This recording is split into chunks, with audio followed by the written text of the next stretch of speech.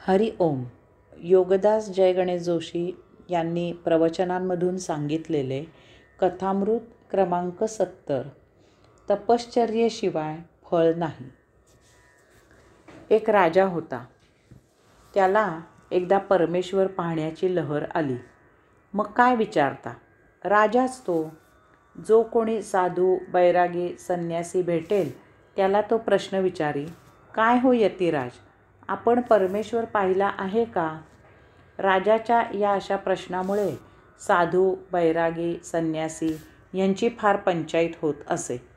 कारण जर आपण परमेश्वर पाहिलेला नाही असे सांगावे तर राजा म्हणत असे, तुम्ही जर परमेश्वर पाहिलेला नाही तर मग तुम्ही कसले साधू, बैरागी, संन्यासी? चला, चालते व्हा माझ्या राज्यातून. तसेच जर आपण परमेश्वर पाहिलेला आहे असे सांगावे तर राजा म्हणत असे की चला, मला दाखवा परमेश्वर. आता अगदी साधू, बैरागी, संन्यासी झाले तरी ते राजाला परमेश्वर कसा काय दाखवणार होते? राजाच्या या त्रासाला कंटाळून साधू, बैरागी, संन्यासी यांनी आपल्या सद्गुरूंच्या कानावर राजाचा हा प्रश्न घातला आणि सर्वांची या जाचातून सुटका करावी अशी विनंती केली. हे ऐकून सद्गुरू एक दिवस राजाच्या दरबारात प्रविष्ट झाले.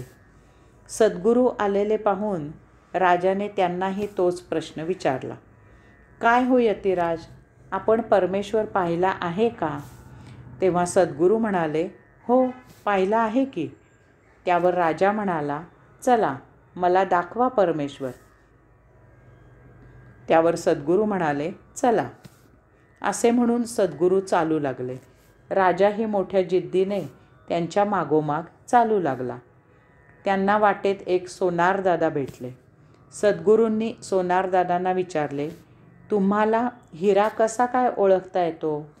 त्यावर सोनारदादा म्हणाले, मी माझ्या वडिलांच्या हाताखाली जेव्हा 20 वर्षे काम केले तेव्हा मला हळूहळू हिरा कसा ओळखावा ते समजू लागले. त्यानंतर वाटेत त्यांना एक गवई भेटले.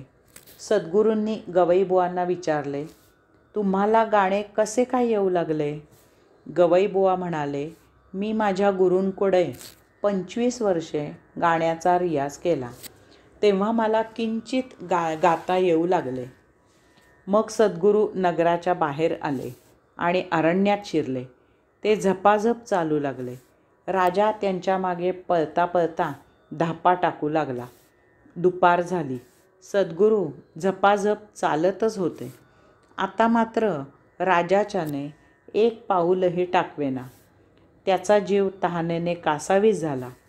तो सद्गुरूंकडे आर्तस्वरात पाणी मागू लागला.